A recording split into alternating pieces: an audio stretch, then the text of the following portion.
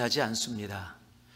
그런데 제가 여태까지 한 예언은 다 맞았습니다. 오래전에 남가주 청년들에게 한 예언이 있었는데 그것도 맞았습니다. 무엇인지 궁금하시죠? 제가 청년들한테 이렇게 예언했었습니다. 너희가 시간이 지나면 다 늙을 것이다. 그 예언이 맞았고요. 그때 있었던 청년들이 이 북가주로 직장 때문에 와서 지금 나이 들어가는 모습들 제가 보고 있습니다. 오랜만에 제가 다시 한번 예언을 하겠습니다. 이번엔 이스라엘 가서 받아온 것이기 때문에 아마 더 정확할 겁니다. 귀 여시고 잘 들으시기 바랍니다. 여기 있는 모든 분들 120년 안에 다 죽을 것입니다. 120년을 늘까 말까 그러다가 원래 100년이라 그랬어요. 근데 요즘 100세 시대라서 더 사시는 분들이 계시더라고요. 막 태어난 아기들도 임신한 부부의 아기들도 있을 것 같아서 넉넉 잡았습니다. 그런데 여러분, 이것이 저의 말이 아님을 여러분들이 아십니다. 히브리서 9장 27절엔 한 번 죽는 것은 사람에게 정하신 것이요, 분명히 선포하고 있습니다. 아무리 힘이 세도, 아무리 건강해도, 아무리 돈이 많아도, 아무리 튼튼해도 우리는 모두 다 죽을 수밖에 없는 존재입니다.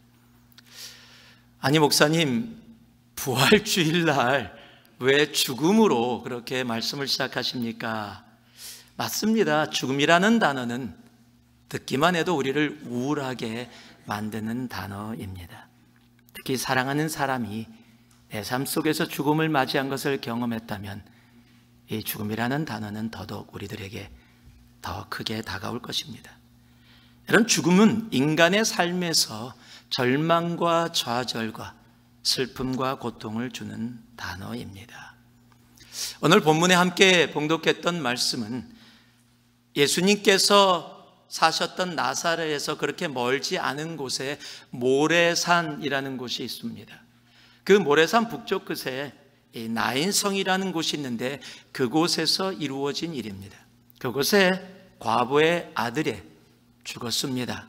그래서 그 아들의 장례식이 이루어지고 있었습니다. 죽음이 있기에 절망이 있었고, 죽음이 있기에 좌절이 있고, 눈물과 슬픔이 그곳에 있었습니다. 여러분, 과부로 살았는데, 아들 의지하고 살았는데 그 아들이 죽었습니다. 여러분, 그 어머니의 마음이 어땠을까요? 통곡하고 슬퍼하고 인생의 모든 것이 끝난 것 같은 그러한 아픔 속에서 있었을 겁니다. 여러분, 그런 어머니의 심정을 위로할 수 있는 세상의 것은 아무것도 없습니다. 왜냐하면 죽음은 바로 이 세상의 끝이기 때문에 그렇습니다. 여러분, 죽음에는 어떤 소망도 미래도 존재하지 않습니다. 그저 절망만 있을 뿐입니다. 여러분, 그러나 그 절망과 좌절과 슬픔을 이기고 인간의 삶에서 우리에게 소망과 기쁨을 주시는 놀라운 단어가 하나 있습니다. 바로 부활입니다. 이건 한 분만 아멘 하시면 안 되는 얘기입니다. 다시 말씀드리겠습니다.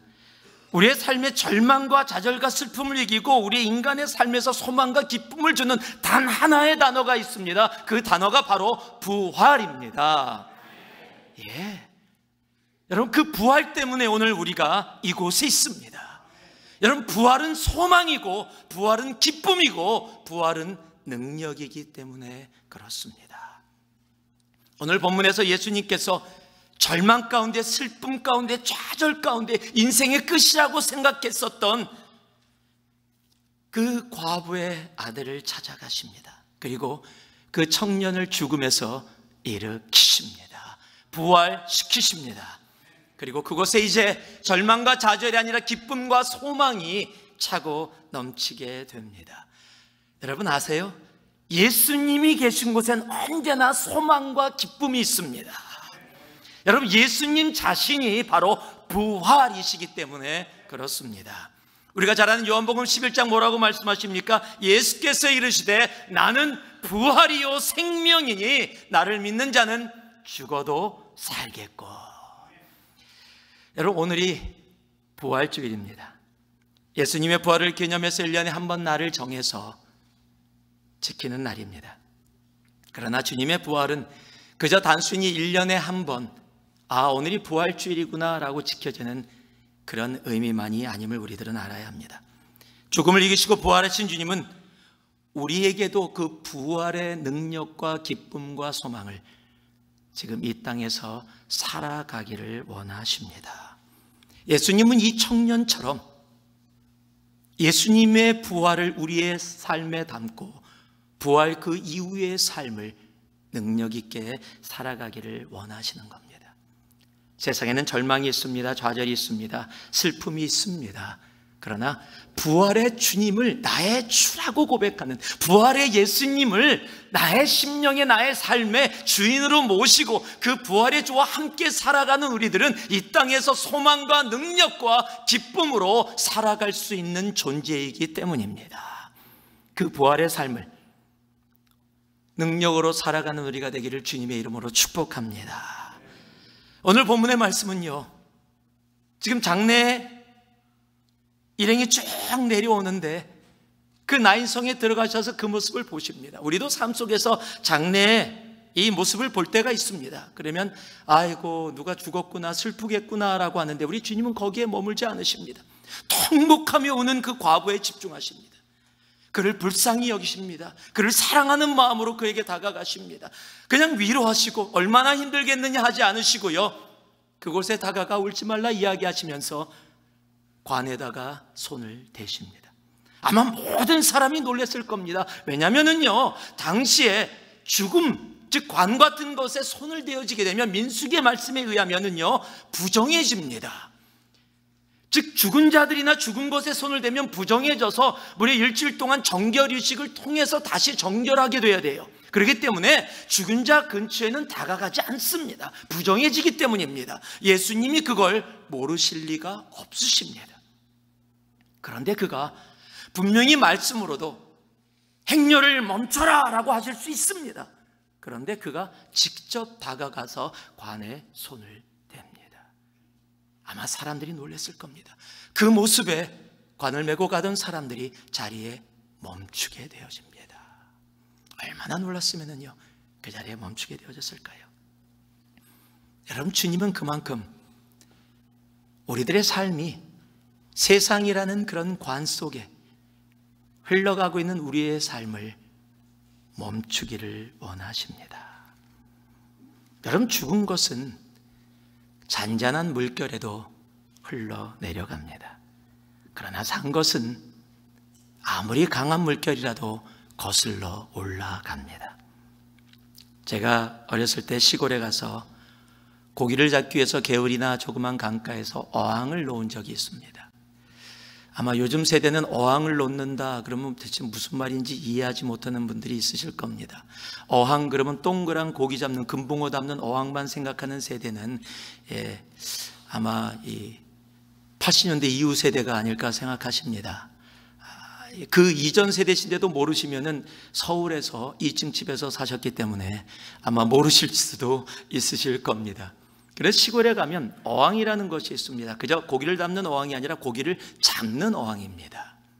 그것이 페트병처럼 생겼습니다. 그런데 한쪽에 깔때기처럼 되어 있고요, 다른 쪽은 구멍이 나 있어서 거기다가 망사로 해서 이렇게 가리게 됩니다. 그리고 그것을 가지고 투명한 유리로 되어 있습니다.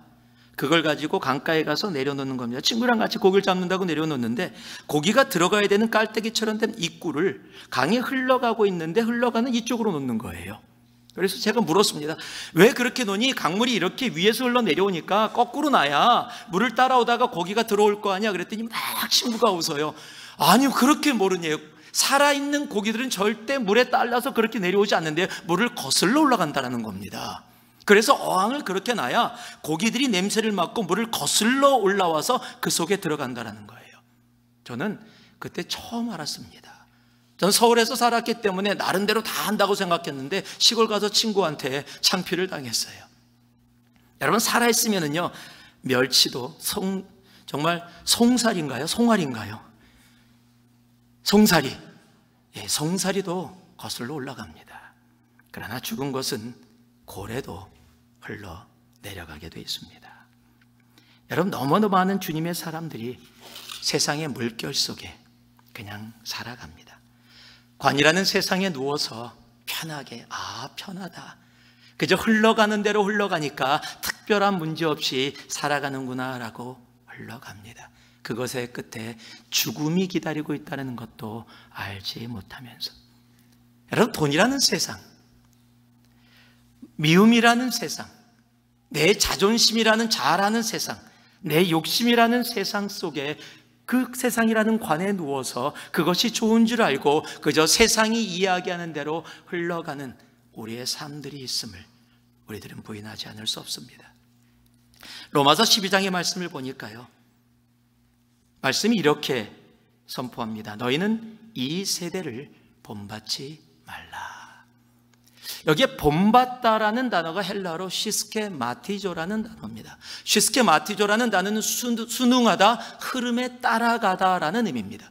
그러니까 본받지 말라라는 얘기는 순응하지 마라, 흐름에 따라가지 마라. 무엇이에요? 이 세상의 흐름에, 이 세상에 순응하지 말고 이 세상의 흐름에 따라가지 말라라는 겁니다. 그래야 하나님의 뜻을 깨달을 수 있고 하나님이 우리를 어떻게 인도하시는지를 알 수 있게 되어진다는 거예요. 세상이라는 관에 누워서 세상의 흐름을 따라가게 되어진다면 그 끝은 부활의 모습이 아니라 죽음이라는 것을 지금 이야기하고 계시는 겁니다. 여러분, 부활의 삶은 세상이 이러니까 다 그런데요. 예수 믿는다고 어떻게 그렇게 살아요? 세상이 다 그런 거지요. 돈도 좀 벌면서 살고 이렇게 살아가고 저렇게 살아가고 세상이 사는 대로 사는 게 그런 거죠. 예수 믿는다고 그렇게 특별히 살으면 괜히 왕따 당합니다. 그렇습니까? 아니요. 우리의 주님은, 성경은 그렇게 말씀하고 있지 않습니다. 이 세대를 따라가지 말라라고 이야기하십니다. 여러분, 그런 영상 보신 적이 있으실지 모르겠어요. 유튜브에도 많이 나와 있고, 아프리카에 가면 짐승들이 떼로 다닙니다. 아마 동물들에 놀래서 도망을 가기 시작했든지 아니면 이동 중이었든지 짐승들이 떼로 가다가 절벽을 만났는데, 짐승들은 눈이 그렇게 좋지 않은지 절벽을 만나도 피하지 못하고 절벽에서 떨어집니다. 그러면 떼로 가니까 바로 앞에 계속 떨어지는데 상관하지 않고 계속 떨어져요. 정말 바보 같아요. 아니, 앞에가 저렇게 많이 떨어지면 어떻게 좀 멈추기나 하지. 근데 멈추지도 않고 자기도 따라서 떨어집니다. 여러분, 떨어지면 죽는 거예요. 그런데 그냥 앞에 자기 동료가 가니까 그냥 쫓아가다가 그냥 떨어집니다. 저는 그 짐승들이 참 어리석다고 생각했는데요, 예수를 믿으면서 보니까 그 짐승들보다 우리들이 더 어리석은 것 같아요. 세상을 따라갑니다. 세상의 모습이 이렇다고 그 모습을 따라가요. 그러면서요, 그 끝이 죽음인지도 모르고 예수를 믿는다고 하면서 그 모습을 너무 자주 보게 되어집니다. 여러분, 주님은 오늘 이 부활주일날 우리들에게 말씀해 주시는 겁니다. 세상을 따라가지 마라. 멈춰라. 세상이라는 관에, 그곳에 누워서 편한 길, 넌 행복하다고 느껴지니, 이제 아무 문제도 없다고 생각하니까 편하게 간다고 생각하니, 아니, 멈춰라 라고 말씀하시는 겁니다. 이 부활의 아침에 우리가 가던 세상의 길을 멈출 수 있기를 소망합니다. 돈을 쫓아가던 그 길을 멈출 수 있기를 소망합니다. 미움을 쫓아가던, 내 욕심을 쫓아가던, 내 자아를 쫓아가던 그 걸음을 멈출 수 있기를 바랍니다. 멈출 때 주님이 말씀하시는 거예요. 오늘 14절 후반부와 15절을 보니까요, 그렇게 멈췄을 때 주님께서 그 관 속에 있는 청년에게 이야기하십니다. 예수께서 이르시되 청년아, 내가 내게 말하노니 일어나라 하시매 죽었던 자가 일어나 앉고 말도 하거늘 예수께서 그를 어머니에게 주시니. 주님이 말씀하시니까요, 죽었던 자가 일어납니다. 여러분, 주님 말씀 안에 거하면 죽음이 생명으로 변합니다. 너무 당연한 거 아니야 라고 말하는 분이 있을지 모르겠어요. 그런데 우리가 살고 있는 이 시대의 문제는 뭐냐면요, 주님이 말씀하시는데도 안 일어난다는 거예요. 관이라는 세상에 누워서 나오기 싫어한다라는 겁니다. 내 컴포트존이기 때문에 너무 편하기 때문에 주님, 내가 이 돈 조금 버는 건데요. 뭐 이거 가지고 그래요. 지금 이거 좀 출장 가고 돈 벌고 지금 이거 하는 거 바빠서요. 조금 그래요. 제가 다음번에 할게요. 여러분, 돈이 주는 플레저가 있습니다.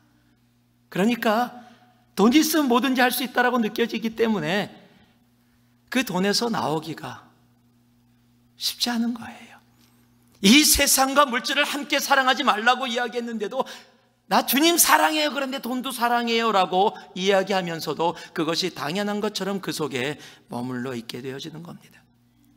제가 아는 목사님이 했던 이 설교를 제가 한번 들었습니다.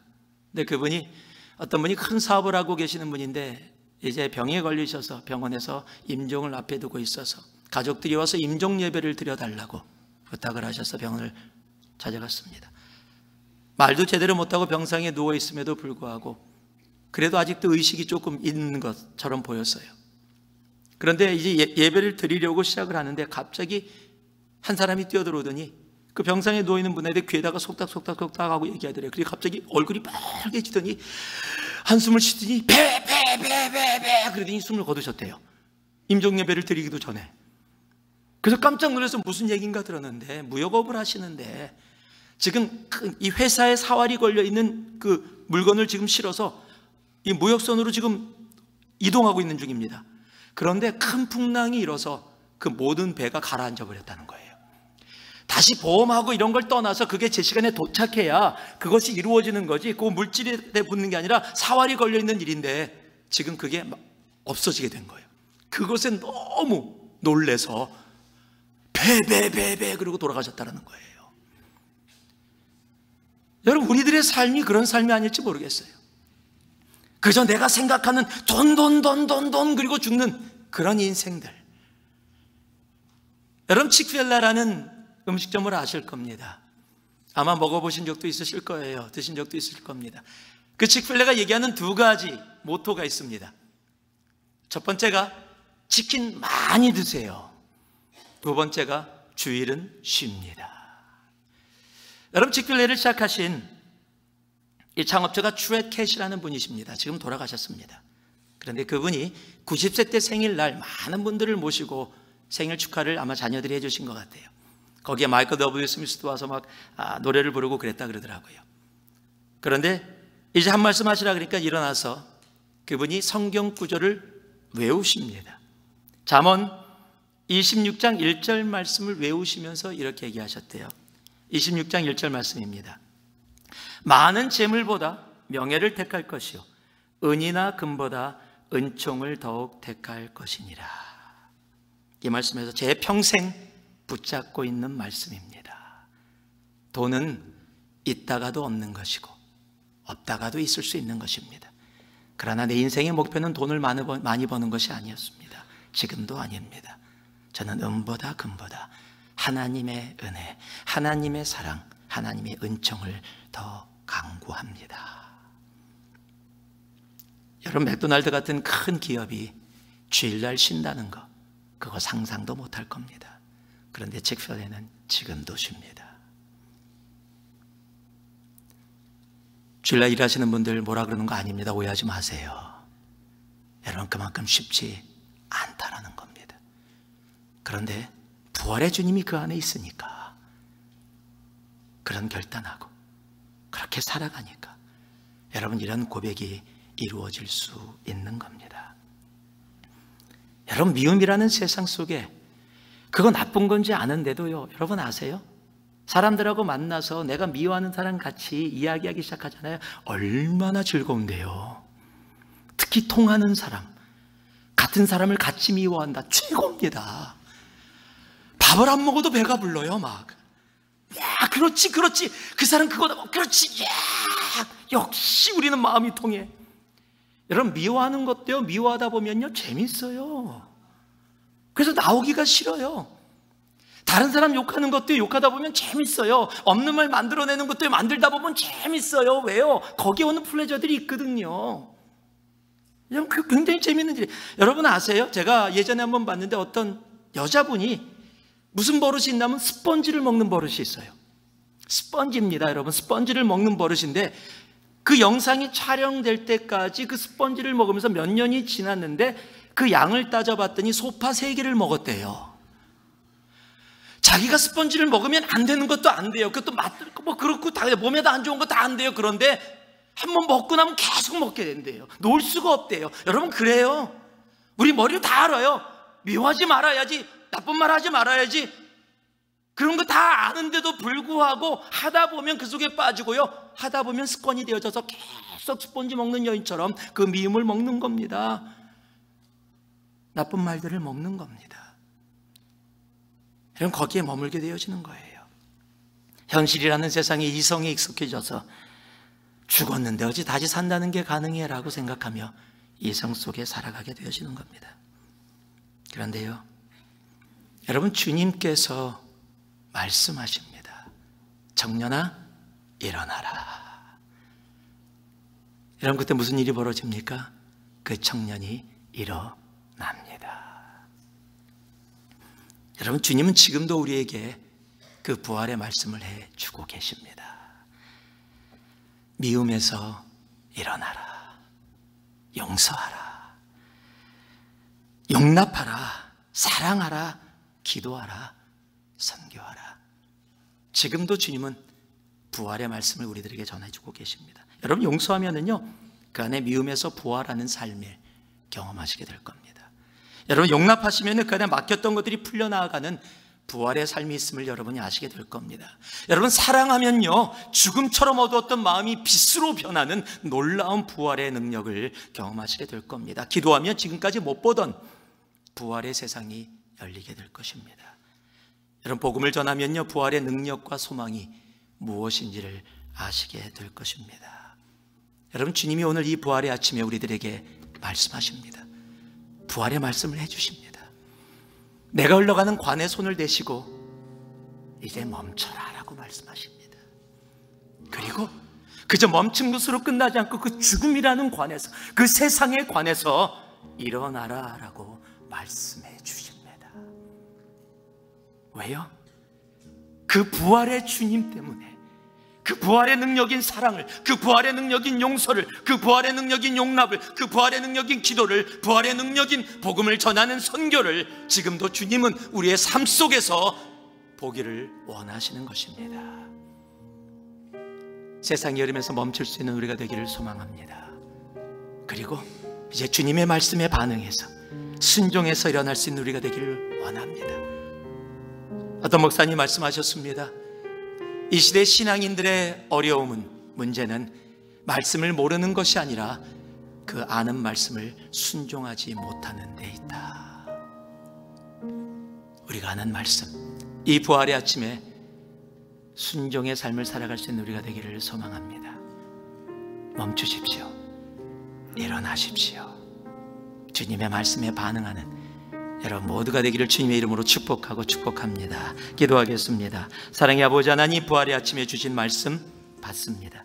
이 말씀대로 이 부활절 이후